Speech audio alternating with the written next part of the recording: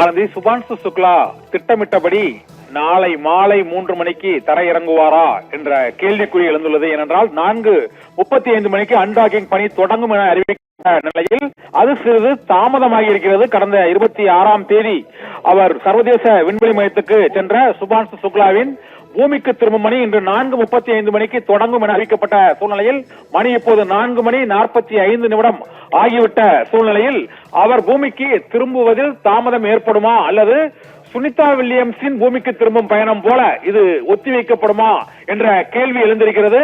Sunita Williams இதே போல dragon விண்கலத்தின் மூலமாக பூமிக்கு திரும்புவது பலமுறை ஒத்திவைக்கப்பட்ட சூழ்நிலையில் சுபான்சு சுக்லா உள்ளிட்ட 4 விண்வெளி வீரர்கள், அமெரிக்காவின் பெகி வில்சன் மற்றும் ஹங்கேரியின் திபோர் மற்றும் போலந்தின் ஸ்லாவேஜ் உள்ளிட்ட 4 வீரர்களும் 14 நாட்கள் ஆய்வு பணியை நிறைவு செய்துவிட்டு இன்று பூமிக்கு திரும்புவார்கள் என எதிர்பார்க்கப்பட்ட நிலையில் 10 நிமிடம் தாமதமாகி இருக்கிறது. இந்த திடீர் தாமதத்தினால் அவர்கள் பூமிக்கு திரும்பும் திட்டத்தில் வேறு ஏதேனும் ஒத்திவைப்பு திட்டம் எதுவும் இருக்கிறதா என்ற சந்தேகம், கேள்வி எழுந்திருக்கிறது.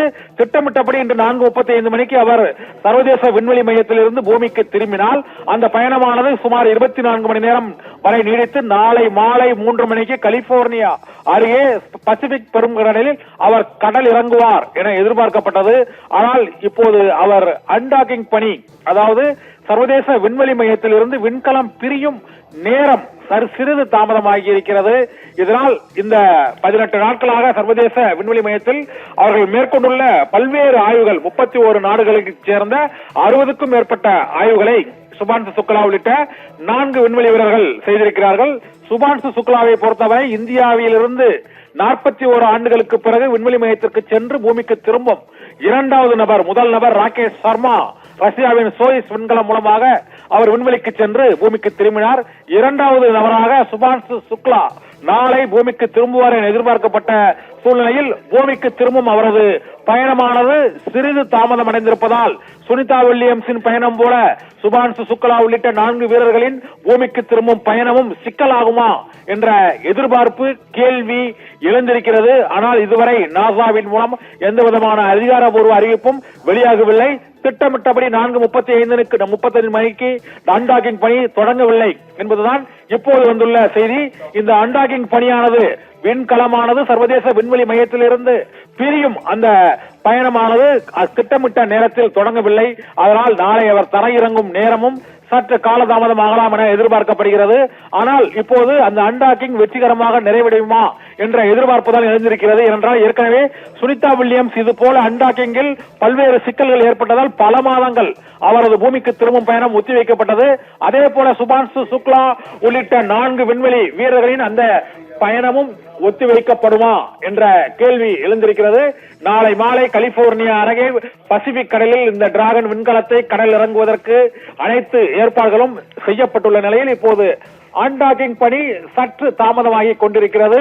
இதனால் இந்த தாமதமானது சரி செய்யப்படுமா அல்லது ஒத்திவைக்கப்படுமா என்ற சிக்கலான கேள்விக்கு விடையை நாசா தான் இன்னும் சில நிமிடங்களில் அல்லது சில மணி நேரங்களில் அதிகாரப்பூர்வமாக அறிவிக்கும் என எதிர்பார்க்கப்படுகிறது. ஏற்கனவே இந்த ஆக்சியம் 4 திட்டத்தின் மூலமாக விண்வெளிக்கு சென்றுள்ள சுபான்சு சுக்லா மற்றும் அமெரிக்காவின் பெகி வில்சன், ஹங்கேரியின் திபோர், போலந்து நாட்டின் ஸ்லாவேஜ் உள்ளிட்ட 4 விண்வெளி வீரர்களும் பல்வேறு ஆய்வு பணிகளை, மனித ஸ்டெம் செல்களில் ஏற்படும் மாறுதல்கள் மற்றும் அங்கு சர்வதேச விண்வெளி மையத்தில் முளைக்கும் துளிர்விடும் அந்த பயிர்கள், அந்த பயிர்களின் விதைகள், வெந்தயம் உள்ளிட்ட பாசிப்பயிறு உள்ளிட்டவைகளின் விதைகள் ஆகியவற்றையும் பூமியில் வளர்ப்பதற்கான ஏற்பாடு, மேலும் எலும்பு தசைகளில் ஏற்படக்கூடிய மாறுபாடுகள், விண்வெளி நிலையத்தில் தங்கியிருக்கக்கூடிய விண்வெளி வீரர்களுக்கு உடல் அளவில் ஏற்படக்கூடிய பல்வேறு விதமான அந்த மாறுபாடுகளுக்கு என்ன சிகிச்சை அளிக்க வேண்டும், அங்கு எவ்வளவு நாட்கள் அந்த உடல் ஸ்டெம் செல்களில் மாறுதல் ஏற்படுகிறது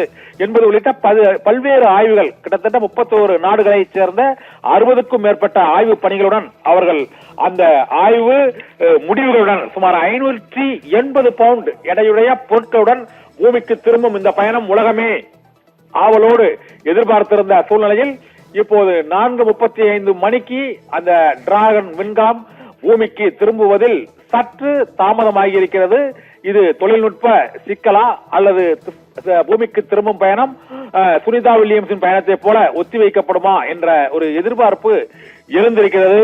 இதனால் இப்போது ஆக்சியம் 4 திட்டத்தின் கீழ் சர்வதேச விண்வெளி மையத்திற்கு சென்ற 41 ஆண்டுகளுக்கு பிறகு விண்வெளி மையத்திற்கு சென்ற சுபான்சு சுக்லா, இந்திய விண்வெளி வீரர் சுபான்சு சுக்லா நாளை பூமிக்கு திரும்புவாரா, பசிபிக் கடலில் பாதுகாப்பாக கடல் இறங்குவாரா என்ற எதிர்பார்ப்பு இஸ்ரோ விஞ்ஞானிகள் மட்டுமல்ல, நாசா விஞ்ஞானிகள் மட்டுமல்ல, உலகம் முழுவதிலும் உள்ள விஞ்ஞானிகளிடம் எழுந்திருக்கிறது.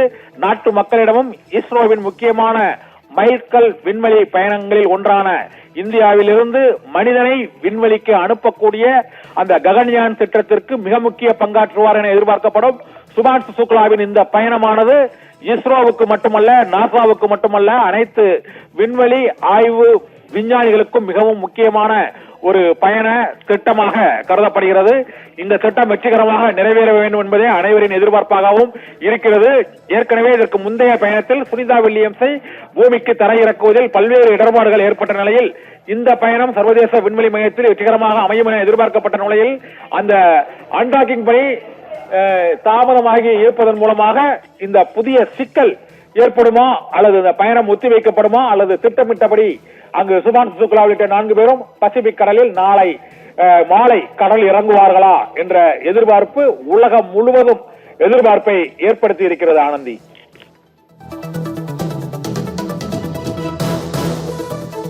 தகவல்களுக்கு நன்றி கண்ணன்.